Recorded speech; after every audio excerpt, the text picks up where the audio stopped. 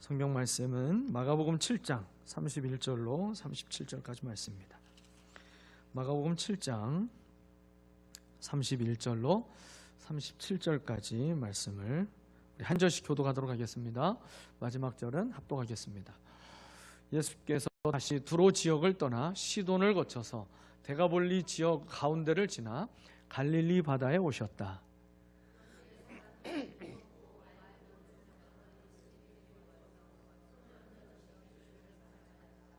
예수께서 그를 무리로부터 따로 데려가서 손가락을 그의 귀에 넣고 침을 뱉어서 그의 혀에 손을 대셨다.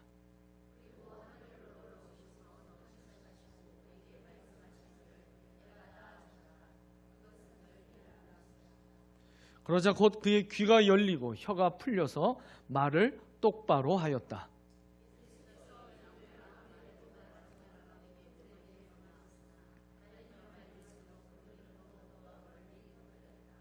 사람들이 몹시 놀라서 말하였다. 그가 하시는 일은 모두 훌륭하다. 듣지 못하는 사람도 듣게 하시고 말 못하는 사람도 말하게 하신다. 아멘. 오늘 본문의 치유 사건은 사복음서 가운데 마가복음에만 기록된 사건입니다. 각 복음서마다 이렇게 중복되게 공통으로 기록되고 있는 사건들이 대부분인데요. 오늘 이 본문의 사건은 딱 마가복음에만 기록되어 있는 이야기예요. 예수님이 가시는 곳마다 병든 자들과 그리고 귀신 들린 자들을 예수님께 데리고 나와서 고쳐달라고 하는 사람들의 요청이 끊이지 않았었죠. 예수님은 누가복음 19장 10절 말씀과 같이 인자가 온 것은 잃어버린 자를 찾아 뭐 하기 위해서요? 구원하기 위함이다.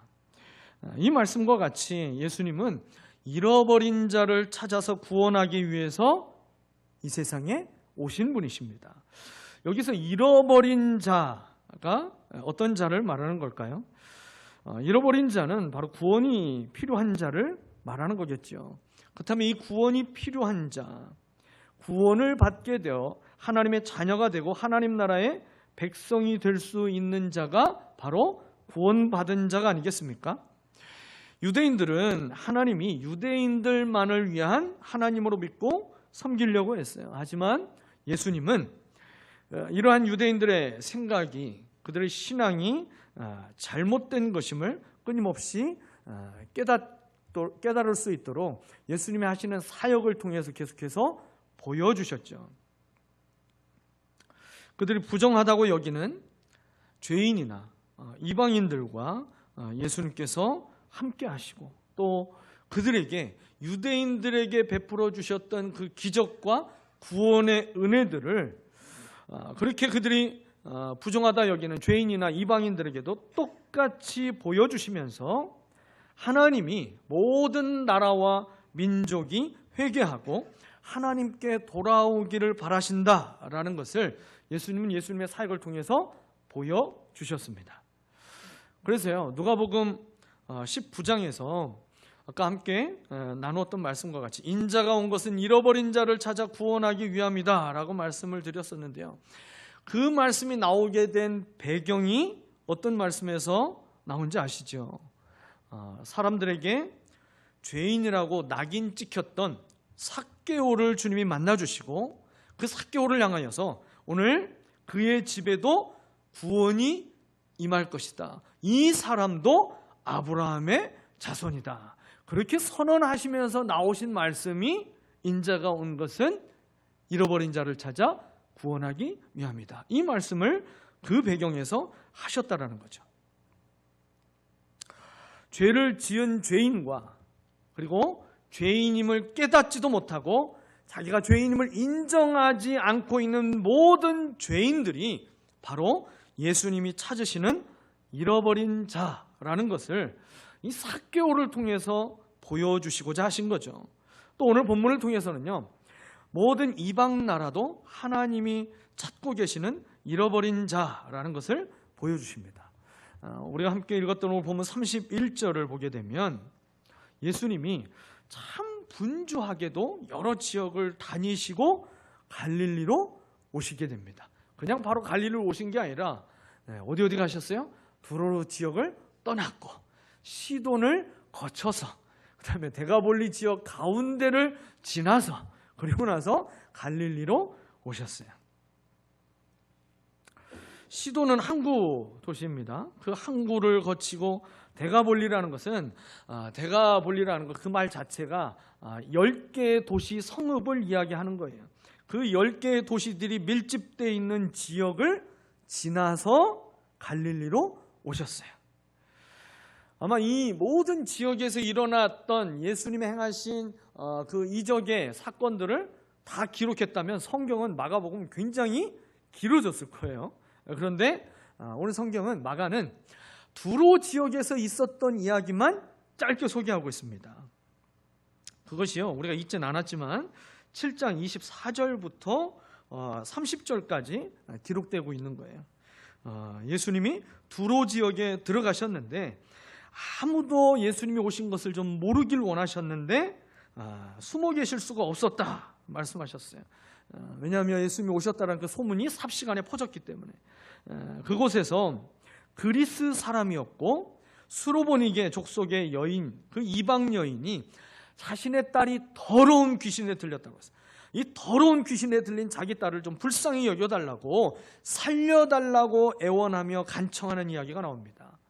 우리가 잘 아는 대로 이 이방 여인에게 예수님께서 그 믿음을 시험하기 위해서 예수님은 오늘날 말로, 속된 말로 아주 인정머리가 하나도 없게 예수님이 거절하시게 되잖아요. 이 이방 여인을 심지어 개로 비유하면서 모욕을 주기도 했습니다. 그러나 예수님이 결국 어떻게 되셨어요? 여인의 믿음을 보시고 그 딸의 귀신을 쫓아내 주세요.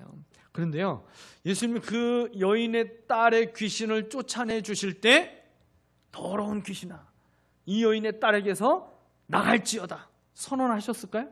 그런 선언이 성경에 기록이 안 돼 있어요. 예수님이 대부분 귀신을 쫓아내실 때에는 귀신을 꾸짖으시며 쫓아내시기도 하는데 이 여인의 딸의 몸에 들어가 있었던 귀신은 그런 축사 선언도 없었습니다. 그런데 귀신이 나가게 되는 기적을 경험하게 되죠. 이런 치유의 기적이 이방 땅인 두로에서, 그 두로 지역을 지나서 시돈으로 갔을 때 시돈에서는 아무도 예수님을 찾지 않았을까요? 시돈에서도 예수님을 찾는 사람들이 반드시 있었을 겁니다. 데가볼리 10개의 도시가 밀집되어 있는 그 지역의 가운데를 통과하셨어요. 여러분, 그러니 그 지역의 10개의 도시에 있는 수많은 각색 병든 자들, 귀신 들린 자들을 예수님께 데리고 나오려고 애썼겠죠. 예수님은 그곳을 지나가면서도 동일하게 그런 치유와 기적의 사건들을 베풀어 주셨을 거예요. 그리고 나서 이제 갈릴리로 돌아오셨다라는 말씀을 먼저 31절에 기록하고 있잖아요. 이게 무슨 말씀이실까요? 하나님은 모든 나라와 민족이 구원 얻기를 원하신다라는 겁니다. 사람들이 죄인이라고 그렇게 손가락질하는, 절대 용서받으면 안 될 것 같은 죄인부터 믿는 사람보다도, 어떤 사람은요 예수를 믿지 않지만 오히려 예수 믿는 사람보다도 훨씬 더 착하고 정직하게 살아가고 있지만 예수님을 믿지 않는 그런 죄인들까지, 모든 사람이 죄인이라고 정죄하는 사람과 모든 사람이 이 사람은 법 없이도 살 사람이야 라고 하지만 예수 믿지 않는 죄인까지, 예수님은 모든 사람이 구원 얻기를 원하십니다. 그 열정이, 이 구원에 대한 하나님의 열정이 멈추지 않고 흐르고 흘러서 오늘 저와 여러분에게도 구원이 임하게 된 것을 믿으시기를 바랍니다. 그리고 이제 하나님은요, 우리를 통해서 모든 VIP와 그리고 믿지 않는 모든 나라와 민족이 구원을 얻을 수 있도록 천국 복음을 전파하며 살아가기를 원하십니다. 여러분, 복음을 증거하며 살아가는 것, 이것이 부담이죠. 부담이 되실 거예요. 당연히 부담이 될 겁니다. 그런데요, 이 부담에 순종할 때 하나님을 경험하게 되는 것입니다. 이 부담되는 명령에 순종할 때 제자들과 같이 하나님 크기의 기적과 축복을 경험하게 만들어 주실 것입니다. 이제 본문으로 더 들어가서 예수님이 갈릴리에서 행하신 특별한 기적을 이제 구체적으로 살펴보며 주시는 은혜를 나누려고 합니다. 오늘 본문에서 이야기하고 있었던 이 치유 사건을 다시 정리해 보면 이렇게 됩니다. 사람들이 귀먹고 말 더듬는 자를 예수님께 데리고 나와서 안수하여 주기를 청했었죠. 안수한다라는 것, 손을 얹어 기도하여 고쳐달라고 하는 말입니다. 그게 가족이 데려온 것도 아니었어요. 사람들이 한 사람을 데리고 나와서 간청했습니다. 예수님은 그 자리에서 사람들이 있는 많은 사람들 앞에서 예수님이 고쳐주실 수도 있지만 그렇게 하지 않으셨습니다. 그렇게 하지 않고 사람을 따로 데리고 무리를 떠나서 다른 곳으로 데려가셨어요. 무리가 없는 곳에서 예수님은 치유 사역을 하셨습니다.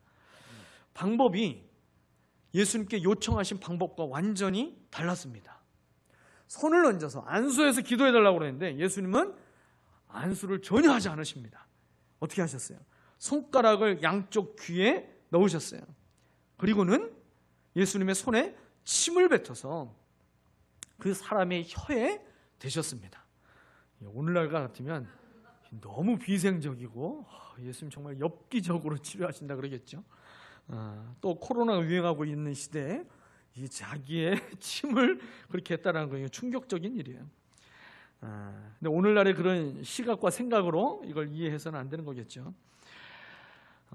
그리고 예수님께서 그렇게 그 사람의 혀에 대시고 나서 하늘을 우러러 탄식하셨다라고 했어요. 하늘을 우러러 탄식하시고 외치십니다. 세 글자로 외치셨어요. 에바다. 예수님이 에바다라고 외치셨어요. 이 에바다라는 말의 뜻이 열리라라는 뜻이라고 그랬잖아요. 그렇게 말씀하시자마자 이 사람의 귀가 열리게 됐습니다. 그리고 혀가 맺혔던 것이 곧 풀려서 말이 분명해졌다고 그랬어요. 말을 전혀 하지 못하는 것이 아니라 어버버버 하고 있었지만 그의 말이 분명해졌어요. 그러고 나서 예수님이 경고하셨습니다. 이 일을 아무에게도 이르지 마라. 예수님이 고쳐주신 것을 이르지 말라라고 말했는데 말리면 말릴수록 어떻게 했다고 그랬어요? 더 얘기했어요. 이걸 어떻게 얘기 안 해요? 말리면 말릴수록 더 열심히 예수님이 하신 그 기적을 전하게 됩니다. 오늘 이 본문을 통해서 깨닫게 하시는 교훈이 세 가지가 있는데요. 그 세 가지를 우리가 함께 나누고 이것이 우리의 기도의 제목이 됐으면 좋겠습니다. 첫 번째로요. 인생의 문제는 창조주이신 주님께 가지고 나와야만 해결된다라는 것입니다. 우리의 인생의 문제는 내 힘으로 해결할 수 있는 것이 지극히 한계가 분명하다라고 하는 사실을 빨리 깨닫는 것이 지혜입니다.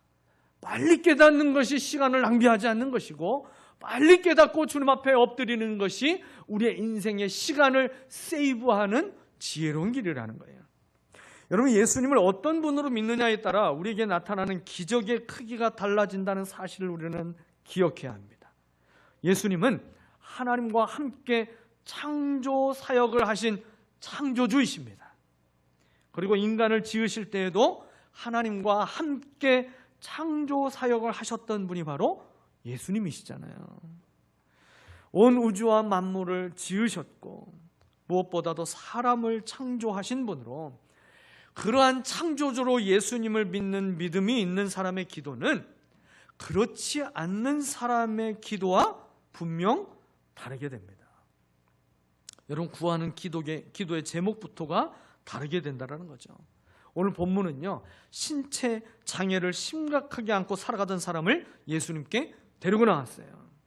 하나님이 아니면 해결될 수 없는 기적을 바라고 예수님께 데리고 나온 것입니다. 여러분, 사람이 귀가 안 들리게 되면 자연스럽게 말도 못하게 되는 거죠. 내가 어떤 발음을 내야 될지 듣고 그것을 따라하며 말을 배우는 거잖아요. 들리지 않는 아이는 말을 배울 수가 없는 거예요. 내 음성이, 이 성대가 살아있어도 말을 할 수가 없는 것 아니겠습니까? 그래서요, 들을 수 없게 되면 말도 할 수 없는데 이 사람은 아마도 주변의 사람들이 최선을 다해서 이 사람을 도와주었던 것 같습니다. 소리를 들을 수 있어야 자기 소리를 내어서 발음을 할 수 있는 것인데 듣지 못하는 사람이라고 성경이 말하고 있어요. 그런데 이 사람이 오늘 성경에 뭐라고 되어 있습니까? 말을 더듬었다 얘기하고 있지 않아요. 그를 돕는 사람들이 그를 최선을 다해서 도왔을 거예요. 그래 그게 이렇게 하는 거야. 그래 그게 아야, 잘했어.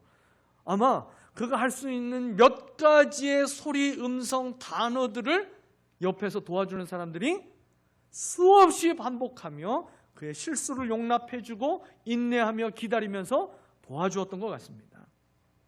그런데요, 아무리 해도, 최선을 다해서 해도 그 상태가 더듬는 수준을 결코 넘을 수 없다는 것이죠. 여러분, 아예 말을 못하는 것보다 말을 좀 더듬는 것이 훨씬 낫긴 낫겠죠. 그렇지만 근본적인 문제는 전혀 해결되지 못한 상태예요. 근본적인 문제에서는 한 발자국도 앞으로 나아가지 못한 상태가 지금 이 병자의 모습입니다. 왜요? 듣는 게 해결이 안 되니까요. 들리지 않는 그 귀의 문제가 전혀 해결되지 않고 있기 때문에 근원적인 문제에 있어서는 사람들이 그 당시에 할 수 있는 최선을 다해서 최고의 노력으로 다 도와줘도 사람의 노력으로 할 수 있는 그 한계는 여전히 제자리 걸음이라는 겁니다.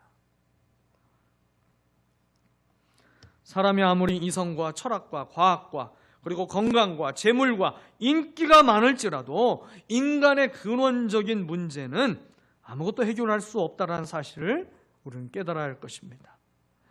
소리를 조금 내게 하여서 말을 더듬는 수준, 여러분 그 이상으로 절대 나아갈 수 없다는 사실을 알아야 돼요.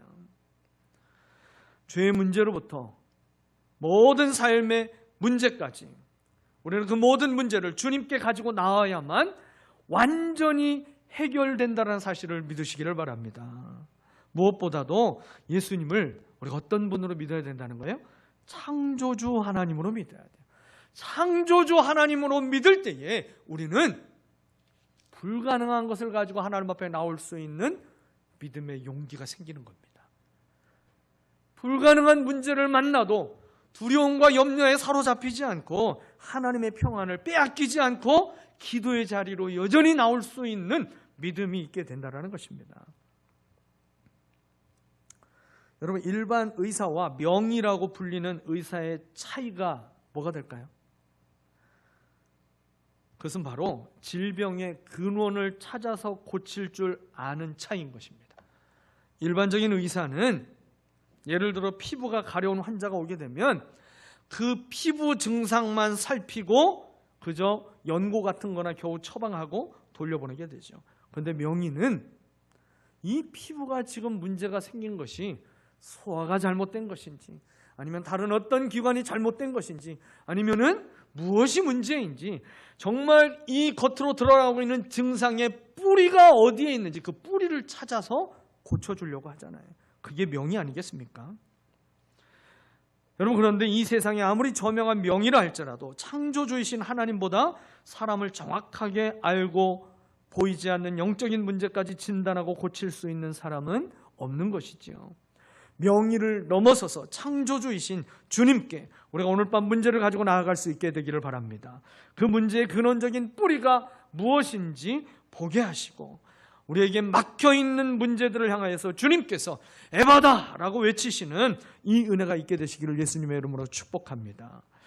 두 번째는요, 기도 응답은 내 뜻대로가 아니라 주님의 뜻대로 이루어진다는 것을 알아야 된다는 거예요. 기도 응답은 내 뜻대로가 아니라 어떻게 해요? 주님의 뜻대로. 여러분, 굉장히 중요한 겁니다. 이게. 사람들이 귀를 먹고 말을 더듬는 사람들을 데리고 나와서 예수님께 어떻게 고쳐달라고 요청했어요? 32절에서 손을 얹어주시기를 간청했다고 했어요. 개역성경에서는 안수하여 주시기를 간구하였다.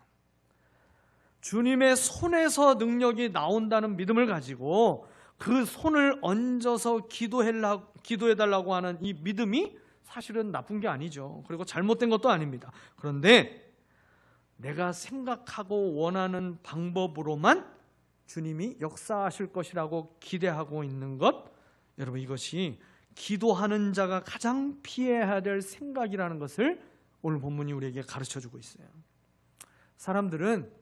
모든 사람들이 있는 곳에서 주님이 기적을 베풀어 주셨으면 하는 바람으로 나왔습니다. 그렇지만 예수님은 그 병자를 데리고 온 사람들의 생각과 요청대로 하시지 않으셨어요. 33절에서 35절 말씀을 제가 다시 한번 읽어드릴게요. 예수께서 그를 무리로 따로 데려가서 손가락을 그의 귀에 넣고 침을 뱉어서 그의 혀에 손을 대셨다. 그리고 하늘을 우러러보시고 탄식하시고 그에게 말씀하시를 에바다 하셨다. 그것은 열리라는 뜻이다. 그러자 곧 그의 귀가 열리고 혀가 풀려서 말을 똑바로 하였다. 예수님 어떻게 하셨습니까? 병자를 무리에서 분리시켰어요. 사람들 앞이 아니라 한적한 곳으로 데려가셨습니다. 요청하신 안수기도의 방법으로 하지 않으셨어요. 대신에 한 번도 본 적이 없던 방법으로 그를 고치십니다. 그의 막혀있던 귀에 손가락을 넣으시고 손에 침을 뱉어서 굳어가는 혀에 손을 내셨어요. 그리고는 그의 인생에 지금까지 이 막혔던 귀를 가지고 살아온 인생 속에 있었던 외로움과 두려움과 아픔과 상처를 주님이 공감해 주신 거예요. 아무도 그의 귀에 사랑의 손길을 한 번도 대보지 않았는데 예수님이 사랑의 손길로 그의 귀에 대주신 거예요. 아무도 그의 혀에 굳어가고 있는 그 혀를 만져주지 않았는데 예수님은 사랑의 손길로 그의 혀를 만져주셨어요. 그러면서 이 혀를 가지고 살아온 인생이 얼마나 힘들었을까? 이 들리지 않는 귀를 가지고 살아온 인생이 얼마나 답답하고 얼마나 힘들었을까? 주님이 그 아픔의 인생의 상처를 공감해 주시며 탄식하신 거예요. 예수님이 왜 탄식하셨겠어요? 하늘을 우러러보시며 탄식하셨다잖아요. 그 아픔과 슬픔에 공감하셔서 불쌍히 여기시는 애끓는 마음이 되셨다라는 것을 오늘 성경이 말씀하고 있습니다. 그 긍휼이 풍성한 마음으로 외치신 치유의 선포가 바로 에바다라는 거예요. 에바다. 사람들이 기대하던 방법은 단 하나도 중복되지 않고 전부 주님의 뜻대로 새로운 방법으로 병자가 치유되는 것을 보게 하셨습니다. 여러분, 그렇게 하는 것이 가장 완전한 치유이고 하나님이 영광을 받으시는 길이기 때문입니다. 왜 이것이 가장 완전한 치유가 될까요? 예수님은 질병의 문제로 고통받고 있는 이 사람의 육체뿐만 아니라 그 마음에 있었던 아픔과 상처까지 치유해 주시기를 원하셨기 때문입니다. 주님이 우리를 치유하실 때에는 그저 눈에 보이는 그 상처만 치유하기를 원하시는 분이 아니라 아무도 볼 수 없지만 그러나 눈에 보이는 상처보다도 훨씬 더 깊고 크게 배어있는 우리 마음에 있는 그 상처까지 주님은 만져주시기를 원하시는 분이십니다. 그것이 하나님의 사랑인 것입니다. 오늘 이 사람을 가족이 데려오지 않고 사람들이 데려오잖아요. 가족도 그를 감당하지 못했어요. 그를 향한 기대가 없었다는 것 아니겠습니까? 버림받았고 소망 없이 살았던 자신의 존재를 귀한 존재로 여겨주시며 상처난 부위에 사랑의 손길로 만져주시는 그 사랑에 이 병자가 전인적인 치유가 일어나게 되는 것입니다. 그리고 사람들 앞에서 이 기적을 베풀지 않으신 이유도 사람이 영광을 받으면 안 되기 때문에 그런 거예요. 이 사람을 데리고 왔던 사람들이 칭찬을 받고 인정받고 영광을 받으면 안 되는 거예요. 오직 하나님만 영광을 받으시고 높임을 받으셔야 되기 때문에 사람들 앞에서 기적을 행하시는, 사람들이 그저 즐길거리가 되고 볼거리가 되는 기적이 쇼가 되지 않도록 하기 위해서 주님은 그렇게 따로 떼어서 이 기적을 베풀어 주신 것입니다. 하나님은 내가 원하는 대로 역사하는 분이 아니십니다. 내가 생각하는 것이 최선이 절대 될 수 없다는 겸손이 주님께 나아가는 사람에게는 절대적으로 필요합니다. 왜 그렇습니까? 이사야 55장 9절 말씀이 우리에게 가르쳐주고 있어요. 우리 이 말씀을 같이 한번 읽어봤으면 좋겠습니다. 시작. 하늘이 땅보다 높듯이 나의 길은 너희의 길보다 높으며 나의 생각은 너희의 생각보다 높다. 언제든 하나님은 오르시고 언제든 하나님의 생각이 내 생각보다 크고 위대하시고 높으시고 더 선하신 계획으로 내 삶 가운데 역사하실 수 있다는 것을 우리가 믿음으로 고백하며 그 주님을 바라봐야 된다는 것입니다. 마지막으로 본문을 통해서 우리에게 주시는 교훈은요, 에바다의 은혜를 입은 자는 주님을 증거하는 삶이 되어야 한다라는 거예요. 같이 한번 읽어보실까요? 에바다의 은혜를 입은 자는 주님을 증거하는 삶이 되어야 합니다.